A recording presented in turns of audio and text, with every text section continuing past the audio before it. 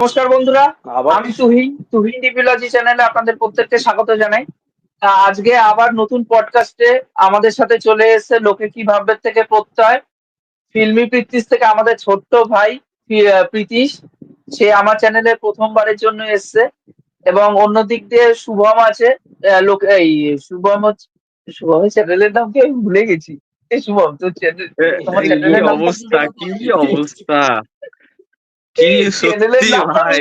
পুরো কেটে গেছে, কিছু বোঝা যাচ্ছে না। ছাড় বাদ দে, বাদ দে, আমি শুভম বলে দিচ্ছি। ছাড় বাদ দে, বাদ দে, আমি বলে দিচ্ছি। ইটস রিভিউ টাইম থেকে আমি শুভম। আর অন্যদিক, আরে না না, আমি অনেক কিছু গুলিয়ে ফেলি। সিনেগারির থেকে আছে হচ্ছে আমাদের সৌভিকদা। তা প্রত্যেককে স্বাগত জানাই আমার পডকাস্টে। আর সবাইকে এবং শুভ এবং পয়লা এবং বৈশাখের আমি একটা শুভেচ্ছা জিনিস জানাই। দিয়ে আমি একটা কথা বলতে চাই। আমি সেটা হচ্ছে দর্শক এই পডকাস্টটা অনেকদিন ধরে চাইছিল। প্রথমে সরি যে এতদিন আমাদের লেট হলো আনতে, অনেকদিন আগেই আসতো হয়তো, বাট সেরকম টপিকও ছিল না, টাইম হয়ে উঠছিল না সবার, যার জন্য একটু লেট হলো। কিন্তু দর্শক চাইছিল এই পডকাস্টটা। পয়লা বৈশাখের শুকনো শুভেচ্ছা আমাদের তরফ থেকে। হ্যাঁ, পয়লা বৈশাখ, শুভ পয়লা সবাইকে বৈশাখ পয়লা সবাইকে, শুভ বৈশাখের পয়লা শুভেচ্ছা বৈশাখ। জানাই। পয়লা বৈশাখের খুব খুব শুভেচ্ছা। বাংলা সিনেমা দেখুন, বাংলা কালচারকে ভালোবাসুন, বাংলা পোশাক পরুন। বাংলা সিনেমার এটাই। পাশে শুয়ে পড়ুন। আমাদের এখানে মুভি টিভি কমিউনিটি এরকম একজন ব্যক্তি আছে যে বাংলা সিনেমার পাশে একদম শুয়ে পড়েছে, সিরিয়ালের পাশে শুয়ে পড়েছে। তা যাই হোক, তা আজকে প্রথম যে টপিকটা দিয়ে শুরু করব সেটা হচ্ছে যে আরি ট্রেলারটা জাস্ট কিছুদিন আগে বেরালো। তা তোমাদের কেমন কি লেগেছে আরি ট্রেলারটা? আমি প্রত্যয়কে দিয়ে শুরু করতে চাই। প্রত্যয়, তোমার কিরকম লেগেছে আরি ট্রেলারটা? হ্যাঁ, আরিটেল একটা ভালো ইনিশিয়েটিভ নিয়েছে।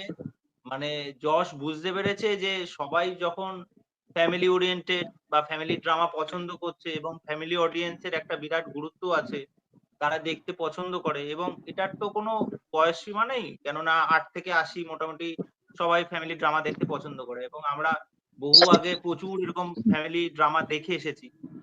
তা এটা ভালো, কেননা যশ যতদিন ধরে মানে ফিল্ম ইন্ডাস্ট্রিতে আছে, চেষ্টা তো করে যাচ্ছে এক প্রকার। তা কোনটাই ঠিকঠাক সেরকম খাপে খাপ হচ্ছে না। মানে অ্যাকচুয়ালি যশকে কেউ অ্যাক্টর হিসেবে বিবেচনাই করে না এবং অনেক ট্রোলের শিকার হয়েছে যশ। তার রিসেন্টলি কাজ মেন্টাল, প্রথম তার প্রোডাকশন হাউস থেকে, যেটা নিয়ে এসেছিল এক প্রকার ভালো চেষ্টা ছিল এবং অনেক অভিনেত্রীকে আমরা বহুকাল আগে যাকে আমরা প্রসেনজিৎ চট্টোপাধ্যায়ের সাথে অভিনয় করতে দেখেছি, তাদেরকে ওখানে অ্যান্টাগনিস্টের ভূমিকায় দেখেছি। যাই হোক, আমার নামটা এখন মনে পড়ছে না সেই অভিনেত্রী। যাই হোক, ভালো প্রচেষ্টা। মৌসুমী চট্টোপাধ্যায়কেও অনেকটা সময় পর দেখলাম। মৌসুমী ভালো অভিনেতা একজন। তাহলে এই জিনিসটা নিয়ে এসেছে, মানে এই প্রচেষ্টাটা খুব ভালো লেগেছে। সেদিন প্রীতিশ একটা ছবি শেয়ার করেছে, ওই জিনিসটা ভালো করে দেখলাম। যে এই দিক থেকে শর্মিলা ঠাকুর কামব্যাক করছে, মৌসুমী চ্যাটার্জি কামব্যাক করছে, আর রাখি গুলজার আবার কামব্যাক করছে। ঠিক আছে, এক-একটা সিনেমায়। তো ভালো। ট্রেলার দেখে যা মনে হলো, খুব ভালো একটা পদক্ষেপ। তা দেখা যাক কাজটা কেমন হয়। ভালোই হয়েছে। তা এবার আমি শুভমের কাছে যেতে চাই। তা শুভম, তুমি বলো যে এতদিন পর বাংলা সিনেমাতে আবার ফিরে এসেছে মৌসুমী ম্যাম। তা মৌসুমী ম্যাম রে এতদিন পর বাংলা সিনেমাতে দেখে তোমার কিরকম লাগছে, একটু যদি বলো। খুবই ভালো।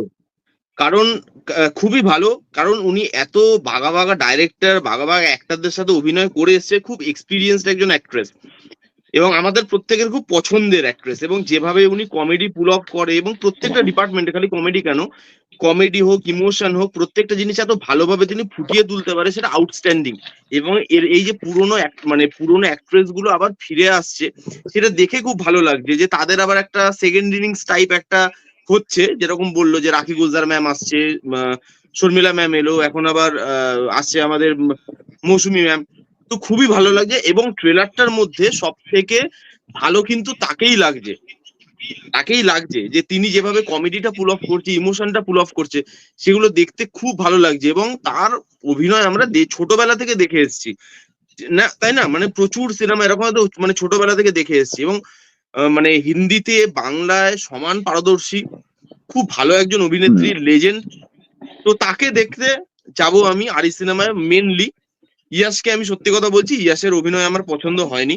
যে যতই বলুক, সে যে অভিনয়টা এখনো পারে না, সেটা তাকে মানতেই হবে। এবং মানে লাস্টের একদম সিন, ট্রেলারের যে লাস্ট সিনটা যেখানে অ্যাক্টিং করা সব থেকে বেশি পোটেনশিয়াল ছিল হয়তো, সেই জায়গাটা জাস্ট মানে আমার হাসি পেয়ে গেছে আমার দেখে ওই জায়গাটা। তো আমার যেটা মনে হয়েছে আরির ট্রেলার দেখে, সেটা হচ্ছে মৌসুমী ম্যামের মতো যখন এত মানে স্টলওয়ার্ড একজন অভিনেত্রীকে আমি নিচ্ছি, যে প্রত্যেকটা জায়গায় বলে বলে খেয়ে নেবে অন্য অ্যাক্টারকে, সেখানে ইয়াসের জায়গায়, কেননা মা ছেলের গল্প, তো সেখানে মায়ের রোলটা যখন এত স্ট্রং একজন অভিনেত্রী প্লে করছে, ছেলের রোলটা আরেকজন স্ট্রং মানে অভিনেতাকে দিতে হতো। তাহলে আমার মনে হয় অভিনয়টা বেশি ভালো এনজয় করতো লোক, ব্যালেন্সটা ভালো হতো। বাকি তো মুভি দেখলে বলবো, বাট আমার মৌসুমী চ্যাটার্জিকে বেশ ভালো লেগেছে। আমি মানে মানে খুব মানে কি বলবো, এনজয় মানে করবো তার পারফরমেন্সটা যখন মুভি দেখতে যাব, এটুকু আমি জানি। তা এই শুভম বেশ ভালো একটা উত্তর দিল। তা এবার আমাদের মুভি রিভিউ কমিউনিটির সব থেকে ছোট ভাই প্রীতিশ, তা প্রীতিশের কাছে একটা কোশ্চেন জিজ্ঞেস করতে চাই যে আরির একদম ট্রেলারের শেষ ভাগে যেটা শুভমও অ্যাড্রেস করলো এখানটায়, যে যেখানটা দেখতে পাচ্ছি যে অভিনয়টা ওখানটা আরো বেশি প্রগাঢ় হওয়া দরকার ছিল, বাট ওখানটা পুরোপুরি খিল্লি ম্যাটেরিয়াল হয়ে যাচ্ছে। ইয়াস কোথাও না কোথাও হাততালি দিয়ে এমন ভাবেই মা মা করে ডাকছে, ওই জায়গাটা পুরোপুরি খিল্লি করছে এবং সোশ্যাল মিডিয়াতে ওটা নিয়ে ট্রোলও হচ্ছে। তা তোর এই বিষয়ে কি বক্তব্য আছে একটুখানি যদি বলিস। না, আমার পার্সোনালি আরির ট্রেলার ভালো লেগেছে। আরির যে ইমোশনাল অ্যাঙ্গেল গুলো দেখিয়েছে, এবং যেটা আমরা বলি যে একটা ছক কষা ফ্যামিলি ড্রামা, তার থেকে একটু বাইরে। ঠিক আছে, এখানে ভিলেনের অ্যাঙ্গেল দেখানো হয়েছে। ঠিক আছে, তো রোমান্টিক অ্যাঙ্গেলও থাকবে সুনসার জানের সাথে ইয়াসের, একটা কেমিস্ট্রি আমরা দেখতে পাবো। তো ওভারঅল ট্রেলারটা ভালো লেগেছে, বাট ওই লাস্টের পার্টটা সেটা অনেকের খুব ভালো লেগেছে আমি দেখছি। বাট আমি যখন ট্রেলারটা দেখি আর লাস্টের পার্টটা যখন আসে, যখন মা মা বলে হাততালি দেয়, সেখানে লিটারেলি আমি হেসে ফেলি, এবং আমি ভাবি যে এই ক্লিপটা হয়তো ভাইরাল হবে, এই ক্লিপটা হয়তো মিউজ মেটেরিয়াল হয়ে যাবে। মানে এটা আমি আমি জানি সে চেষ্টা করেছে, তার মধ্যে যথেষ্ট পোটেনশিয়াল রয়েছে, মানে চেষ্টা করেছে আমি বুঝতে পারছি, কিন্তু হয়নি। সোজা কথা বলতে গেলে হয়নি। মানে ওটা হচ্ছে একটা ভীষণ হাসি লেগেছে। আর বাদ বাকি মৌসুমী চ্যাটার্জির পারফরমেন্স খুব ভালো। আর ওভারঅল ট্রেলারটা কেটেছে ভালো, ট্রেলারটা দেখতে ভালো লাগছে। বাট ইয়াসের পারফরমেন্স আমার পোষায়নি, একদমই পোষায়নি। বেশ, প্রীতিশ ভালো উত্তর দিল। তা সৌভিকদার কাছে যেতে চাই, এই যে সৌভিকদা প্রত্যয় বা শুভম, এই যে প্রীতিশ একটা যেহেতু পোস্ট করেছে হোয়াটসঅ্যাপে, আমিও দেখেছিলাম ওই পোস্টটা, আমার খুব ভালো লেগেছিল যে এই যে এদের সেকেন্ড ইনিংস আরো নতুন করে স্টার্ট হচ্ছে, শর্মিলা ম্যাম বলি বা ওই মৌসুমী ম্যাম বা রাখি ম্যাম, এদের তিনজনের একটা সেকেন্ড ইনিংস স্টার্ট হচ্ছে। এদের কোথাও আমার বস দিয়ে, পুরাতনের মাধ্যমে, আবার আরির মাধ্যমে। তা এদের এই জার্নিটা তুমি এখন কিভাবে দেখছো একটুখানি যদি বলো সবিক। দেখো, প্রথম কথা হচ্ছে যে এনারা তিনজনই এখন লেজেন্ড, সুতরাং এদের এখন সেকেন্ড ইয়ার শুরু করার কোনো ব্যাপার এখানে নেই। এনারা কাজটাকে ভালোবাসেন, সেই কাজ থেকে ভালোবেসে এনারা আবার ফিরে এসেছেন আর কি। এবারে এখন এদের ছবি চললো কি না চলে তাদের এদের কিছু এসেছে, কারণ এরা এমন সব কাজ এরা করে ফেলেছে, যার ফলে এদের এখন প্রমাণ করা আলাদা করে আর কিচ্ছু নেই। এটাই। বেশ, এবার নেক্সট যেই টপিকটা নিয়ে কথা বলবো সেটা হচ্ছে আমার বস। আমার বসের টিজার জাস্ট কিছুদিন আগে মেগাস্টার ড্রপ করেছে। তা আমার বসের টিজারটা কেমন লেগেছে যদি প্রীতিশ একটুখানি তুই প্রথম থেকে যদি স্টার্ট করিস, টিজারটা কেমন লেগেছে আমার বসের? আমাকে বলছো? হ্যাঁ হ্যাঁ হ্যাঁ, হ্যাঁ, তোকে। তোমাকে। কথা অ্যাকচুয়ালি কেটে কেটে এসে, তাও আমি বলছি আর কি। আমার বসে ট্রেলার, এই সরি টিজার ভালো, মানে ভালো বলবো না, অ্যাভারেজ লেগেছে আমার কাছে, অন্তত অ্যাভারেজ লেগেছে, কারণ আমি ওই সিনেমার দর্শক নই, এটা সোজা কথা। এবং মানে এটা আমার মনে হয় যে তারা কিছু ডেফিনেটলি বহুরূপীর পর একটু সব ধরনের অডিয়েন্সকে টার্গেট করার চেষ্টা করছে, আমি বুঝতে পারছি। বাট স্টিল আমার কাছে ওই ট্রেলারটা ওয়ার্ক করেনি, এবং আহ, মা ছেলে সেই একই ইমোশন, একই জিনিসপত্র আমার কাছে মানে অতটা ওয়ার্ক করেনি, ঠিকঠাক লেগেছে। হ্যাঁ, পারফরমেন্স ভালো, ডেফিনেটলি রাখি গুলজারের পারফরমেন্স ভালো, শিবভূষণ মুখার্জি পারফরমেন্স ভালো, এবং যে গানটা বেরিয়েছে স্পেশালি, যেটা অনুপম রায় গেয়েছে, শ্রাবন্তী এবং শিবভূষণ মুখার্জি রয়েছে, সেই গানটা আমার ভালো লেগেছে। বাট টিজারটা আমার কাছে খুব একটা ওয়ার্কফুল হয়নি। বেশ, এবার আমি শুভমকে একটা কথা জিজ্ঞেস করতে চাই যে একটা টাইমে ফ্যামিলি ড্রামা এই কোথাও না কোথাও উইন্ডোজ এর হাত ধরেই ইন্ডাস্ট্রিতে এসেছিল, তারাই এই জিনিসটাকে প্রথমে দেখিয়েছিল যে ফ্যামিলি ড্রামা করা মানে একটা সেট বেট, একটা ফর্মুলা। বা তারপর পরবর্তীকালে নানা রকম আমরা দেখতে পেয়েছিলাম যে ফর্মুলা ভিত্তিক কাজ হয়েছে ইন্ডাস্ট্রির ভিতরে। তা এখন দেখতে পাচ্ছি যে উইন্ডোজ ফ্যামিলি ড্রামা করছে, তার মধ্যে একটা নতুন কিছু অ্যাঙ্গেল নিয়ে আসছে, যেরকম আমার বসের মধ্যে দেখতে পাচ্ছি একটা টক্সিক বসের একটা যে ব্যাপারটা অফিসের মধ্যে, এটা কতটা অথেন্টিসিটির সাথে দেখানো হয়েছে সেটা যদি একটুখানি তুমি আলোকপাত করতে পারো। এটা কতটা অথেন্টিসিটির সাথে দেখানো হয়েছে? মানে এটা কি পুরোপুরি সিনেমাটিক লেবারটির জন্য কি পুরো মানে ওটা হাই পিচে নিয়ে যাওয়া হয়েছে, নাকি ওটা নর্মাল ওটা এমনি দেখা যায় সচরাচর অফিসের মধ্যে, আমি সেটাই পার্থক্য বলতে ওকে পারছি। ওকে, এবার প্রথমে বলি যে উইন্ডোজ সবসময় না পাথ ব্রেকিং কিছু করতে চায়। যখন সবাই রিমেক সিনেমা বানাচ্ছিল, উইন্ডোজ তখন ফ্যামিলি ড্রামাতে মন দেয় এবং দর্শককে কিছু আলাদা মানে দিতে চেয়েছিল, যখন সবাই আর কি ওই রিমেক সিনেমা ওগুলো বানাচ্ছিল, ঠিক আছে। এবার আবার যখন সবাই উইন্ডোজের হাত ধরে সবাই back to back family drama বানাতে চাইছে, তখন এবার উইন্ডোজ আবার চেঞ্জ করে পাথ ব্রেক করে তারা আবার থ্রিলারে ঢুকলো। রক্তবীজের মতো সিনেমা আমরা দেখলাম, বহুরূপীর মতো সিনেমা দেখলাম। এবার উইন্ডোজ সবসময় না নতুন কিছু দেয় দর্শককে, সেটাই উইন্ডোজের সব থেকে ভালো দিক। এবং এইখানে যে পয়েন্ট, মানে এখানে যে জিনিসটা, যে এই যে আমার বস, এখানে যে সাবজেক্টটা ইটসেলফ খুব ভালো একটা সাবজেক্ট, খুব ইন্টারেস্টিং একটা সাবজেক্ট। এবং এই যে টক্সিক বসের ক্যারেক্টারটা, সেটা না দেখবি, এটা আজকে এই মুভিতে দেখাচ্ছে তাই, কিন্তু দেখবি এরকম ধরনের টক্সিক বস আমরা চারিদিকে কিন্তু দেখে থাকি। কেন এরকম আমি বলছি, যে দেখবি যারা হয়তো এরকম বস হয়, তারা নিজেদের বাড়িতে তাদের বউ আছে, তাদের সন্তান আছে, তাদের মা বাবা সবাই আছে, তাদের সাথে তারা কিন্তু খুব ভালো, তাদের মানে তাদের সাথে তাদের বিহেভিয়ার কিন্তু খুব পোলাইট। কিন্তু যখনই তারা ওই অফিসের চার দেওয়ালের মধ্যে ঢুকছে, ওই অফিস স্পেসে ঢুকছে, তারা তাদের নিচে যারা কাজ করে তাদেরকে, অনেক অনেক এরকম বস আছে, আমি সবাইকে বলছি না, কিন্তু এরকম অনেক বস আছে যারা কিন্তু ওই রকম মানে টক্সিসিটি করে, যে মানে ছোট ছোট জিনিসে খুব বেশি মাথা গরম করা, ছোট বয়সে বড় এগুলো না মানা। এবং তুই দেখ সেই জিনিসগুলোই কিন্তু এখানে দেখিয়েছে, যে একটা লোক বাড়িতে খুব ভালো, বাড়িতে খুব সিম্পল, মাকে খুব ভালোবাসে, কিন্তু তার থেকে মানে সে যখন অফিসে ঢুকছে, তার থেকে বয়সে বড় একটা লোক তাকে সে অপমান করে দিচ্ছে। এবং এই জিনিসটা আমরা আমাদের আশেপাশেও দেখেছি, আমরা যারা অফিসে কাজ করেছি, অফিস কালচারের মধ্যে ছিলাম, তারা কিন্তু দেখেছি এই জিনিসগুলো। তো সেই জিনিসগুলো আমার মনে হয় যে ভালোভাবেই দেখানো হয়েছে। এবং এই টক্সিক লেভেলটা কিন্তু মানে এই টিজারে যেটুকু দেখেছি সেটুকুই নয়, এটা আরো অনেক বেশি পরিমাণে থাকবে সিনেমাতে, সেটাও আমি তোকে বলে দিলাম। এটা আরো অনেক বেশি পরিমাণে থাকবে, টিজারে তো জাস্ট অল্প একটু দেখিয়েছি, কিন্তু আমার ওভার দ্য টপ বলে মনে হয়নি।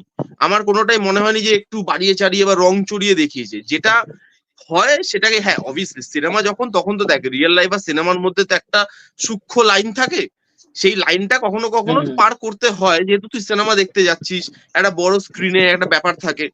তো সেই জায়গা দিয়ে আমার তো মনে হয়েছে যে ঠিকই আছে। আমার তো ওভার দ্য টপ বা সিনেমার জন্য যে খুব মোটা দাগের জিনিসপত্র দেখাচ্ছি, সেটা আমার মনে হয়নি। উইন্ডোজ সেরকম করেও না, এটাতেও আমার মনে হয়নি।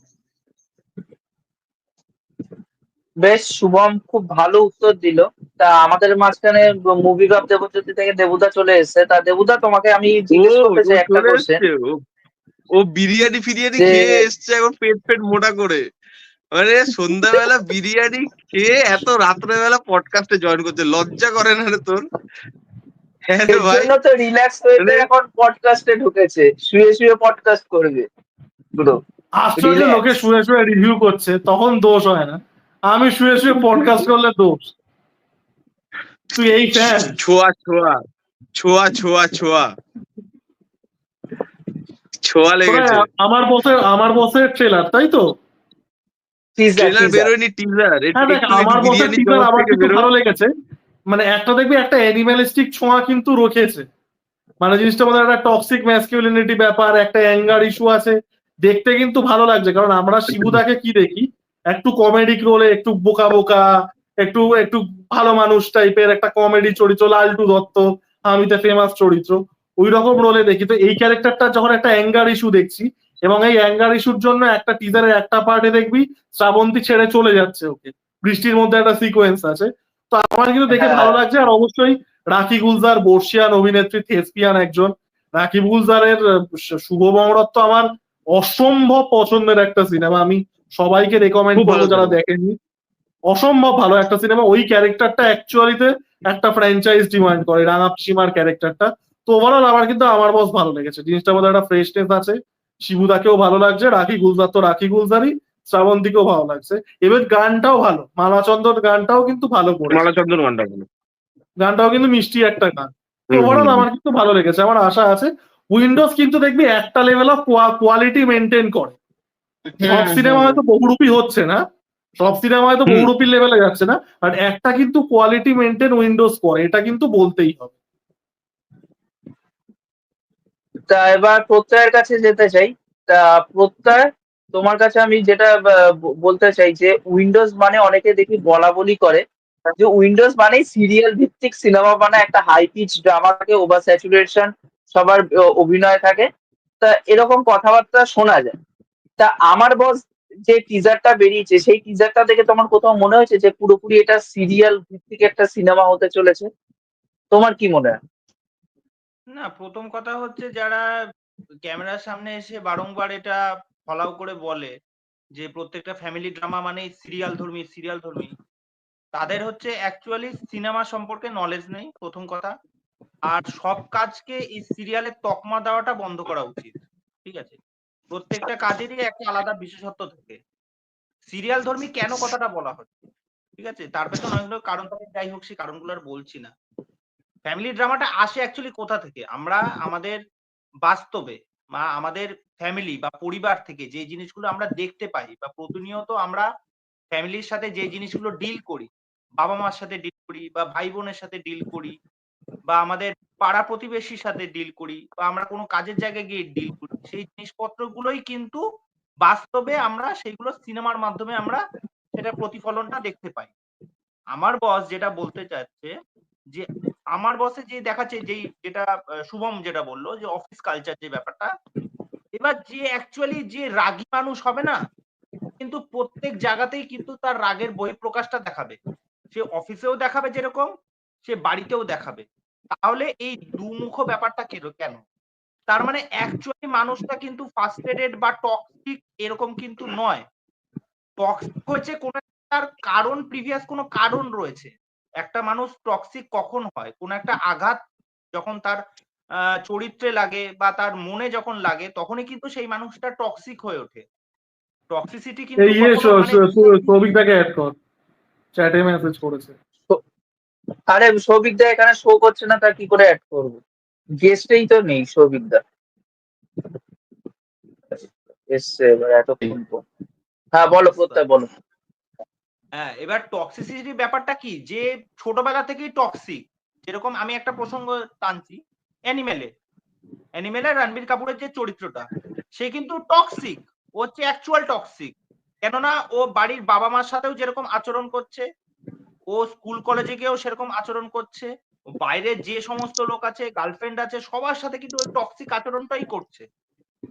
কিন্তু এখানে শিবপ্রসাদ যে অফিসে যে ব্যাপারটা করছে, সেটা তো একটা বসের তো একটা রূপ থাকেই, কিন্তু তখন যে মায়ের সাথে যে ব্যবহারটা করছে সেটা আবার আরেক রকম। আমার মনে হয় এই আমি যেটুকুনি টিজার দেখে যেটুকুনি আমার মনে হলো, একটা মেসেজ থাকবে যে এই মানুষটা অ্যাকচুয়ালি তার জীবনে একটা ভালোবাসা ছিল, সেই ভালোবাসাটা তার জীবন থেকে যখন চলে যাবে, সেই মানুষটা ফ্রাস্ট্রেটেড হয়ে যাবে। এবার ফ্রাস্ট্রেশন থেকে সেই মানুষ যাবে টক্সিক।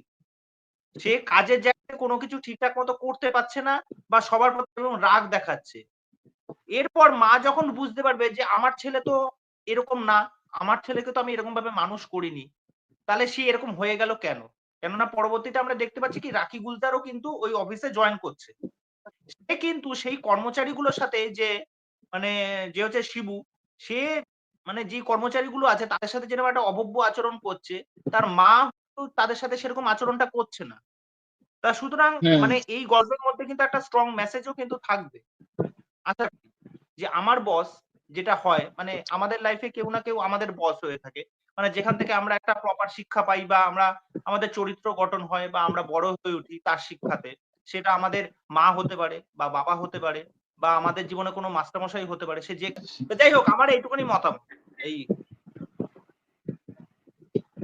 তা সৌভিক দা, তুমি বলো হ্যাঁ, তোমার আমার বসের টিজারটা কেমন লেগেছে এবং রাখি গুলজারকে এই টিজারের মধ্যে দেখে তোমার কিরকম লাগছে একটুখানি যদি বলো। টিজারটা আমার কিন্তু বেশ সুন্দর বেশি ইমপ্রেসিভ লেগেছে। এবং প্রথমে যদি বলি রাকি গুলজারের কথায়, উনি একজন লেজেন্ড। তো ওনার এখানে দেখে ভালো লাগলো, দেখে যেরকম একজন অভিনেত্রী এত বছর পরে এতদিন পরে কাজ করছেন বাংলা সিনেমাতে, দেখে খুবই ভালো লাগছে। আর আমি নিজে যেহেতু যেহেতু এখানে শিবপ্রসাদের ক্যারেক্টার কথা যদি আসি, আমি নিজে যেহেতু দীর্ঘ 6 বছর আমি কর্পোরেট সেক্টরে আমি চাকরি করেছি, তো আমি এই কালচারটা আমাদের জানি। তো এরকম বস কিন্তু সত্যি কিন্তু এক্সিস্ট কিন্তু করে আর কি। সুতরাং আমার কিন্তু লাউড বলে কিন্তু মনে কিন্তু হয়নি আর কি। তো সব মিলিয়ে আমার ভালো লেগেছে টিচারটা। এবার দেখা যাচ্ছে আমরা কিরকম কি হয় ওভারঅল। বেশ, সবাই বেশ ভালো উত্তর দিল। তা এবার নেক্সট যে টপিকে যেতে চাই সেটা হচ্ছে শ্রীমান ভার্সেস শ্রীমতী, যেটা 1 মেতে রিলিজ করতে চলেছে, যেখানটায় মিঠুন চক্রবর্তী, অঞ্জন দত্ত এবং অঞ্জনা বসুকে দেখতে পাবো সিনেমাতে। তা এটার ট্রেলারও এসে গেছে, টিজারও এসেছে এবং একটা গানও এসেছে, দাউ লুদাউ গানটার নাম যতটা সম্ভব। তা ওই যে 3টে প্রমোশনাল ম্যাটেরিয়াল ট্রেলার বেরিয়েছে, এসেছে এটা নাকি? নিয়ে তোমাদের কি ট্রেলার এসছে তো? ও না, sorry sorry sorry sorry sorry, teaser এসছে। ট্রেলার আসেনি, তাহলে টিজার ভুলিয়ে এসছে, একটা ফেলেছি। গান এসছে। ট্রেলারে আসেনি। হ্যাঁ হ্যাঁ, টিজার টিজার। তা তোমাদের এই দুটো প্রমোশনাল ম্যাটেরিয়াল যা বেরিয়েছে সেটা নিয়ে তোমাদের কি এক্সপেকটেশন তৈরি হচ্ছে একটা সিনেমাকে ঘিরে, সেটা যদি একটুখানি তোমরা এক এক করে বলো। যদি প্রথমে দেবুদাকে দিয়ে শুরু করতে চাই, দেবুদা তোমার কি বক্তব্য আছে? আমার টিজারটা খুবই সুইট লেগেছে, খুব ফ্যামিলি ফ্রেন্ডলি একটা কন্টেন্ট। এটা 27 বছরের ডিভোর্স কেস, সেটাকে কেন্দ্র করে হচ্ছে। এটা অ্যাকচুয়াল রিয়েল লাইফ ঘটনা, ভারতবর্ষেই ঘটে গেছে। তো সেখান থেকে এটা একটা সুইট ব্যাপার থাকবে। আমরা দুটো কাপল দেখতে পাচ্ছি, মিঠুন চক্রবর্তী এবং অঞ্জনা বসু, তাদের ইয়াঙ্গার ভার্সন, যেটা সত্যম বন্দ্যোপাধ্যায় এবং রোশনি বন্দ্যোপাধ্যায় প্লে করেছেন, এবং মডার্ন কাপল যেটা পরমব্রত এবং মধুমিতা। প্রত্যেককেই ভালো লাগছে। ওভারঅল ট্রেলারটা বেশ ভালো, একটা ফিল গুড ব্যাপার থাকতে চলেছে। আমরা সম্পর্কে একটা হয়তো ফিল গুড ফ্যাক্টর থাকতে চলেছে। ইভেন একটা পোস্টার ড্রপ করা হয়েছিল যেখানে আমরা জেন্ডার রোলটাকে সোয়াপ করতে দেখেছিলাম, যে পরমব্রত শেফের কাজ করছে এবং মধুমিতা আর কি অফিস যাচ্ছে। তো সেক্ষেত্রে একটা পজিটিভ একটা জেন্ডার ইকুয়ালিটির মেসেজ দেওয়া হয়েছে। তো ওভারঅল টিজারটা আমার খুবই ভালো লেগেছে, খুব সুইট, হার্ট ওয়ার্মিং। এবং এই জাতীয় সিনেমায় কি বলতো, একটা ফিল গুড ব্যাপার থাকতে হবে, তা না হলে এই গল্পগুলো ওয়ার্ক করে না। তো আশা করছি সেটা থাকবে। এবং গানটাও খুব সুন্দর একটা গান হয়েছে। তো গানটায় বিশেষ করে যে বাচ্চাদের যে কোরাসের পার্টটা আছে, দা উলু দাও সানাই বাজাও সোনামণির বিয়ে, তো ওই পার্টটা তো ভীষণই মিষ্টি। তো হ্যাঁ, মানে আমি শ্রীমান ভার্সেস শ্রীমতী নিয়ে ভীষণভাবেই এক্সাইটেড। বন্ধু বলে বলছি না, আমি জেনুইনলি আমি কন্টেন্টটা নিয়ে এক্সাইটেড। এবার প্রত্যয়ের কাছে যেতে চাই, যে প্রত্যয়, যে সিনেমার মধ্যে একটা মেটা লেভেলের যে ডায়লগ গুলো আমরা শুনতে পাচ্ছি, একটা জায়গায় প্রজাপতিকে নিয়ে ডায়লগ রাখা হয়েছে, আর এক জায়গায় যেরকম মিঠুন তার আইকনিক যে ডায়লগটা আছে, মারবো এখানে লাশ পড়বে শ্মশানে, সেটাকে এখানে একটু টুইকিং করে দেওয়া হয়েছে, যে মারবো এখানে কে করবি, কে কোথায় পড়বি কে জানে। এবং তার সাথে সাথে যে অঞ্জন দত্তকে যাকে আমরা প্রধানত প্যারালাল সিনেমাতে দেখতে পেয়েছি অভিনয় করতে, সেইখানটা কোথাও না কোথাও অ্যাকশন করছে, একটা মেইন স্ট্রিম অ্যাপ্রোচে। তা এইগুলো তোমার কিরকম কি লাগছে একটুখানি যদি বলো। ভালো, এইগুলো রাখা বাধ্যতামূলক আমি মনে করি। কেননা এই কিছু কিছু মেটা রেফারেন্স বা এই সমস্ত জিনিসপত্র দিলে কিন্তু সিনেমার একটা বলে না, একটা দেখবি একটা মানুষ যখন নর্মাল একটা সাজসজ্জা করে, নর্মাল আমি বলছি, একটা শার্ট পরলো বা প্যান্ট পরলো, সাথে একটা ঘড়ি পরলো, এবার সে যদি তার ওই সাজগোজের মধ্যে এক্সট্রা কিছু একটা এক্স ফ্যাক্টর নিয়ে আসতে পারে, তাহলে কিন্তু সেই জিনিসটা কিন্তু মানুষের চোখে পড়বে এবং সেটা দেখতে ততটা ভাল লাগবে। ঠিক আছে? তা এই যে ডায়লগ গুলো, এই যে জিনিসপত্র রেফারেন্স গুলো ইউজ করা হচ্ছে, এইগুলো কিন্তু হচ্ছে সেই জিনিসপত্রগুলো, তাই যেগুলো সিনেমা হলে যখন মানুষ দেখবে বা ও আচ্ছা, তখন কিন্তু মানুষের ওই মাথায় ওই ব্যাপারটা চলবে যে আচ্ছা এই ব্যাপারটা ইউজ করেছে, বেশ একটা বুদ্ধিদীপ্ত ব্যাপার। এই যে মিঠুন চক্রবর্তীর যে আইকনিক কথাটা, তারপরে প্রজাপতির ওই জায়গাটা যে তুলে নিয়ে আসলো, এইগুলো এখানে যে পুট করেছে, এই জিনিসগুলো কিন্তু খুব বুদ্ধিদীপ্ত পরিচয় এবং সেটা ভালোও লাগছে। এবং সেটা সিনেমা হলে যখন ওই দৃশ্যগুলো আসবে, মজার ছলেই সেটা স্যাটায়ার করেই হয়তো প্রেজেন্ট করবে, তখন সেগুলো কিন্তু ভালো লাগবে। আর যেই গল্পটা বলা হচ্ছে যে দীর্ঘ 27 বছর ধরে, যে এখন তো একটা মানে কি বলবো, মানে ডাইভোর্সটা তো এখন ব্যাপারটা এখন রেগুলারলি ব্যাপার এমন হয়ে গেছে, মানে কেউ 1 মাস 2 মাস বিয়ে করছে তারপরে ডাইভোর্স করে নিচ্ছে, সম্পর্ক মানুষ সেরকম ভাবে জড়াতে চাইছে না, এবং সম্পর্কের এত সব ভেরিয়েশন এসে গেছে, চেঞ্জিং এসে গেছে, সিচুয়েশনশিপ এসে গেছে, লাভ বম্বিং এসে গেছে, এত কিছু এসে গেছে। আগের ওইগুলো সময় দেবজ্যোতির মতো দাঁড়িয়ে ছেলে, ওইসব ওইসব দেবজ্যোতির মতো লোক ওইগুলো।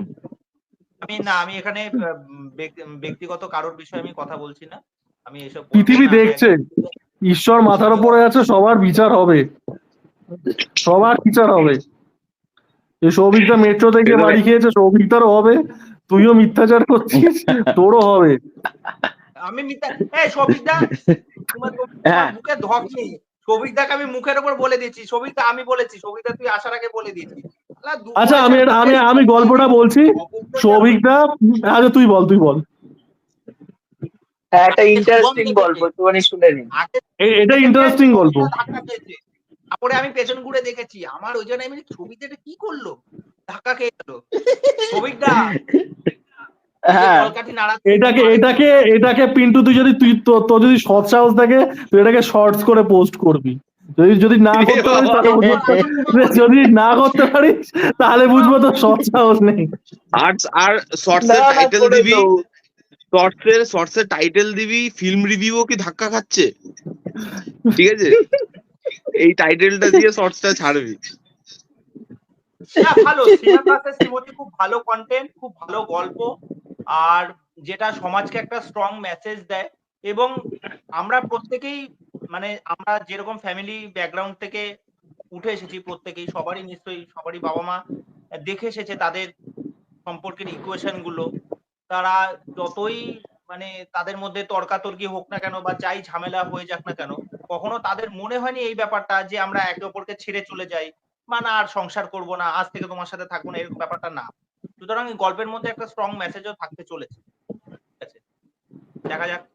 এবার শুভমকে একটা কথা জিজ্ঞেস করতে চাই, যে প্রত্যয় যে কথাটা বললো, বেঞ্চিং কি লাভ বম্বিং, আরো কত কি জেনজি টার্ম ঢুকেছে, আমি অনেক কিছু জানি না, বাট এইগুলো যে ঢুকে এখন কি কোথাও না কোথাও এই সম্পর্কের মধ্যে কোথাও না কোথাও এই যে এখন ডিভোর্সটা হচ্ছে, এইসব কারণের জন্য কি বেশি ডিভোর্স বেড়ে গেছে নাকি অন্য কোনো কারণ আছে?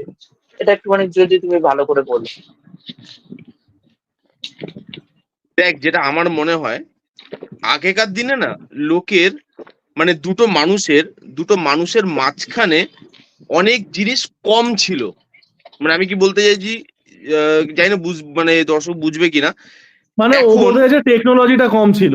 টেকনোলজি না, যে কোনো জিনিস, আমি শুধু টেকনোলজির কথা বলছি না, যে কোনো জিনিস দেখবি এখন প্রত্যেকে দেখবি কথায় কথায় দুদিন বাদে বাদে একটা সিনেমা দেখে আসছে, দুদিন বাদে বাদে রেস্টুরেন্টে চলে যাচ্ছে খেতে। এই জিনিসগুলো না আগেকার দিনে খুব ছিল না, বলছি না, ছিল, কিন্তু কম ছিল। তাই জন্য দুটো মানুষের সঙ্গেই থাকতো এবং তারা ওই জিনিসটাকে মানে এন্টারটেনমেন্ট হিসাবে নিত, ওইভাবেই তারা ভালো থাকতো। এবার এখনকার দিনে হয়ে গেছে না, মাঝখানে অনেক জিনিস ঢুকে গেছে। একটা তো বললো টেকনোলজি, ফোন। তুই আজকে দেখবি দুটো মানুষ রাস্তায় হাঁটছে, হাজবেন্ড ওয়াইফই বলি বা গার্লফ্রেন্ড বয়ফ্রেন্ড বলি বা যাই, বা মা বা ছেলে বা যেই হোক, দেখবি দুটো মানুষ কোনো কথা বলছে না। আমি যখন মেট্রোয়ে বা বাসে বা যাই, হ্যাঁ, একজন হয়তো হেডফোন কানে নিয়ে বসে আছে, একজন হয়তো ফোনে হোয়াটসঅ্যাপ করছে। দুটো মানুষ পুরো 1 ঘন্টা রাস্তা গেল, হয়তো তাদের মাঝখানে 1 ঘন্টার মধ্যে হার্ডলি হয়তো 5 মিনিট কথা হয়েছে। এবার এই যে গ্যাপটা চলে আসছে, এখানে তো মেন্টাল বন্ডিংটাও কোথাও গিয়ে সরে যাচ্ছে। এতে গিয়ে না ওই ভালো লাগাগুলো বা ওই মানে ভালো যে জিনিসগুলো আদান প্রদান, যে আমি সারাদিন এটা করলাম, আমি ওটা করলাম, আজকে জানিস তো ওটা হয়েছে, এই জিনিসগুলো কমে যাচ্ছে। এখন খালি হয়ে গেছে ইনস্টাগ্রাম খুলবো, রিলস দেখবো, মিম বানাবো, মিম দেখবো, হাসবো এবং হেসে ঘুমিয়ে পড়বো। কিন্তু পাশেও যে একটা লোক আছে, তাকেও যে সময় দিতে হবে, এই জিনিসগুলো খুব মানে মানে মানে কি বলে ওটাকে, আমরা দিনের শেষে বলি কি আমরা খুব একা, কিন্তু ওই একাকিত্বটা হয়তো আমরাই কোথাও ডেকে আনি, কিন্তু সেগুলো আমরা দেখতে পাই না। তারপরে বলি যে আমরা একা হয়ে গেলাম, কিন্তু হয়তো সেগুলো আমরাই ডেকে আনছি অনেক দিন ধরে। তার ফল হিসাবে হয়তো এই জিনিসগুলো আজকে বেশি হচ্ছে, ডিভোর্স বলি অ্যান্ড অল দ্যাট, যেগুলো ব্রেকআপ, এইগুলো বেশি হচ্ছে। এটা একটা বিষয় আমি দেখেছি, এই জিনিসটা আরো বেশি কমপ্লিকেটেড করে দিচ্ছে মানুষকে। মানুষ যখন কাউকে একটা উত্তর দেবে সেইটা নিয়েও একটা মানুষের কমপ্লিকেশন, যে না এত তাড়াতাড়ি আমি রিপ্লাই দেব না, আমার তাহলে ওজনটা কমে যাবে, আমি একটু বেশি দেরি করে রিপ্লাইটা দিই, বা কোনো জায়গায় যখন আমি যাব আমি একটু বেশি দেরি করে যাব, তাহলে আমি পাত্তাটা বেশি পাবো। মানুষের এই যে কিন্তু যেরকম এই দেবজ্যোতি ঢুকলো আধ ভুল ঘন্টা বাদে, ধারণাগুলো কিন্তু অনেক আগে ছিল না। আমি বৃষ্টিতে আটকে পড়েছিলাম, কি এই যে আজকে মিথ্যাচার। পাত্তা পাওয়ার জন্য দেবজ্যোতি আজকে আধ ঘন্টা বাদে ঢুকলো। ওটা তো রেস্টুরেন্টে গেছিল, ওটাও খেতে গেছিল, সেটা আলাদা বিষয়। এমনিও আজকে তারপরে বেশ বৃষ্টিতে ভালো। আটকে পড়েছিলাম, বৃষ্টি হচ্ছিল এদিকে। আমি যেরকম নর্মাল যখন বাইরে বেরোই, আমি কিন্তু ফোন কিন্তু শুধুমাত্র রাত্রিবেলায়, যখন আমার পার্সোনাল, যখন আমি রাত্রিবেলায় শুই তখনই আমি মানে একদম পুরো ওখানে 3-4 ঘন্টা আমি ফোনে তখন ইউজ করি।